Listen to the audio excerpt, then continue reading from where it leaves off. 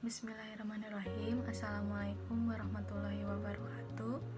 Perkenalkan, nama saya Saumi Nur Lestari dari Teknik Informatika 2018 Politeknik TDC Bandung. Di sini saya akan mempresentasikan proposal tugas akhir mata kuliah Metodologi Penelitian semester 6. Lanjut aja ke sini, udah ada Word proposalnya. Di lembar pertama ada cover dengan judul Aplikasi Pembelajaran Dasar Bahasa Inggris untuk Anak Usia Dini Berbasis Mobile. Studi kasusnya PAUD Kelurahan Cimahi. Dilanjut ke lembar selanjutnya ada lembar pengesahan. Yang di sini ada pernyataan keaslian. Lanjut ada kata pengantar. Di sini ada daftar isi. Lanjut. Di sini ada bagian daftar tabel. Di sini untuk daftar gambar. Lanjut ke bab pertama, yaitu pendahuluan. Yang 1.1 latar belakang. Perkembangan ilmu pengetahuan dan teknologi mempunyai dampak yang positif terhadap berbagai bidang kehidupan. Dengan sarana mobile di bidang pendidikan akan sangat membantu para kalangan pengajar untuk menyampaikan pengajaran kepada muridnya. Dengan adanya tampilan grafis dan audio, mobile menjadi salah satu media pembelajaran yang menarik dan mempermudah bagi murid untuk belajar bahasa Inggris dasar bagi usia dini. Bahasa Inggris disebut juga bahasa internasional atau bahasa dunia. Bahasa yang bisa menghubungkan banyak bahasa lainnya. Bahasa Inggris menjadi bahasa dunia karena dianggap sebagai sebuah bahasa yang relatif mudah untuk dipelajari dan mempunyai kosakata yang banyak. Mengingat begitu pentingnya belajar bahasa Inggris, maka dari itu pelajaran bahasa Inggris bisa dipelajari pada usia dini. Walaupun dari lahir kita pada umumnya hanya diajarkan bahasa Indonesia dan bahasa daerah, tapi kita juga bisa mulai belajar bahasa Inggris dari usia sedini mungkin. Entah hanya pengenalan kosakata benda, angka, huruf, anggota tubuh, dan lainnya yang sangat mendasar bisa mudah dipelajari dan diketahui pada usia dini.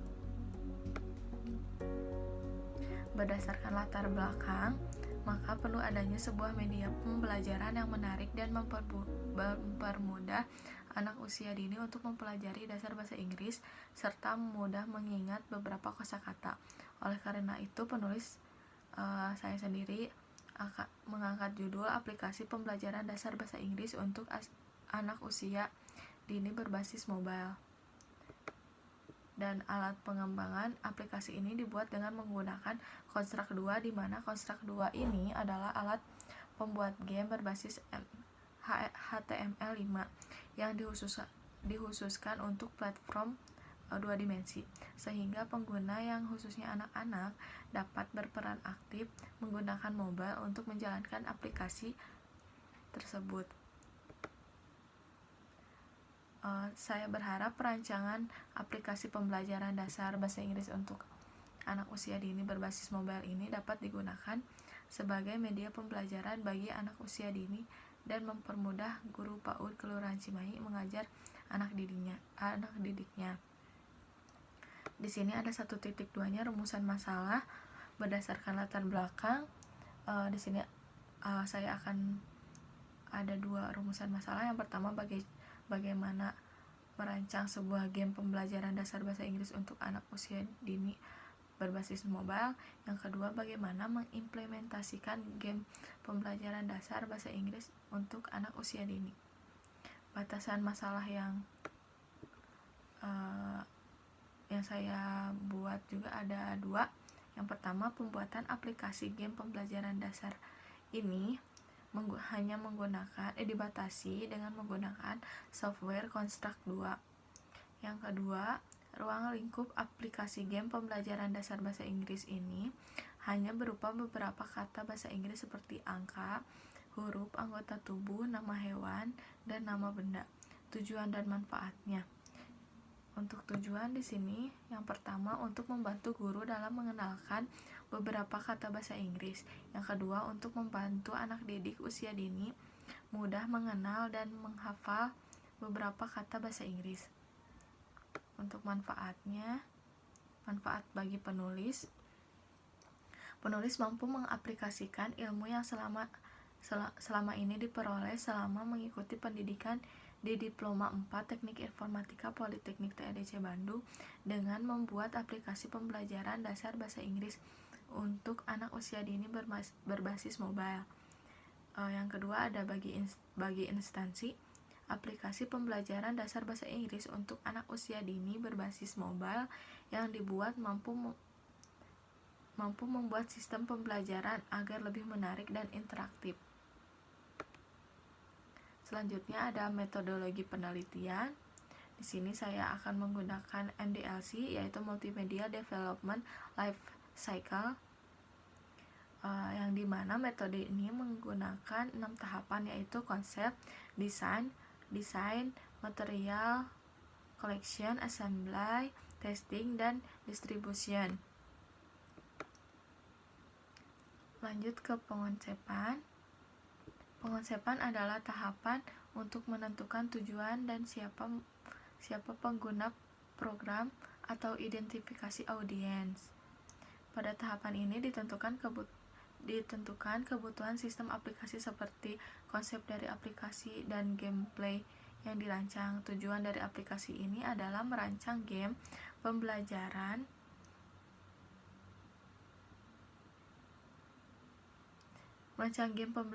dasar bahasa Inggris untuk anak usia dini yang menarik, interaktif, dan edukatif.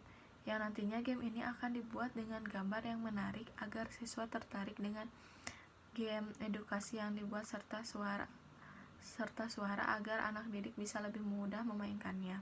Yang kedua ada desain. Yang selanjutnya ada pengumpulan bahan, yaitu material collecting. Yang tahapan selanjutnya ada pembuatan atau assembly. Pembuatannya menggunakan software Construct 2. Untuk bahan-bahannya Corel Draw dan Adobe Photoshop.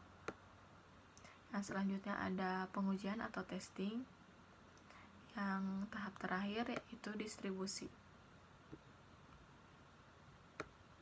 Lanjut ke sistematika penulisan. Bab 1 adalah pendahuluan.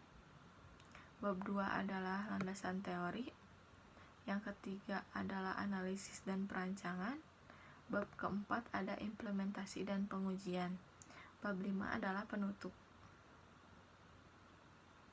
Nah, untuk bab 2 di sini landasan teori 2.1 ada aplikasi. 2.2 ada aplikasi mobile. Ya, 2.3 ada media pembelajaran. 2.4 tentang bahasa Inggris. 2.5 ada game. Yang selanjutnya ada tentang Construct 2. 2.7-nya HTML5. 2.8 Corel Draw. 2.9 UML atau Unified Modeling Language. Terus ini ada tentang use case diagram. Ini use case diagram. Terus tentang flowchart. Terus activity diagram, penjelasannya ada UIT atau User Acceptance Test. Terus untuk testingnya pakai black box testing. Untuk bikin desain activity diagram menggunakan Draw.io. Nah, untuk bab 3 baru ada perancangan bagannya saja. Bab 3 analisis dan perancangan. Di sini udah ada 3.1 analisis sistem yang sedang berjalan, 3.2 analisis sistem yang sedang dibangun, 3.3 ada analisis kebutuhan atau requirement analysis, 3.3.1 ada kebutuhan perangkat keras, 3.3.2 kebutuhan perangkat lunak, 3.3.3 kebutuhan pengguna atau user requirement. Ada 3.4 perancangan sistem, 3.4.1 use case diagram, 3.4.2 use case diagram description. Lanjut di bawahnya masih ada 3.4.3 activity diagram, 3.4.4 perancangan antarmuka atau user interface. Nah, di selanjutnya di sini ada untuk space daftar pustaka. Paling nanti di bawahnya ditampilin untuk lampiran. Sekian presentasi proposal tugas akhir mata kuliah metodologi penelitian. Mohon maaf apabila banyak kekurangan. Wassalamualaikum warahmatullahi wabarakatuh.